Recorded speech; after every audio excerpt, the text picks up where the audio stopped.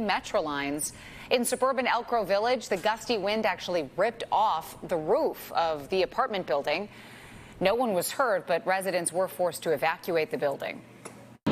The Red Cross is here to help relocate the people.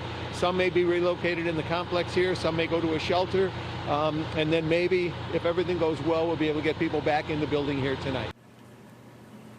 ComEd reported at its peak, about 15,000 customers were without power as of last night, but I'm checking right now, and it looks like about 2,300 customers still impacted this morning.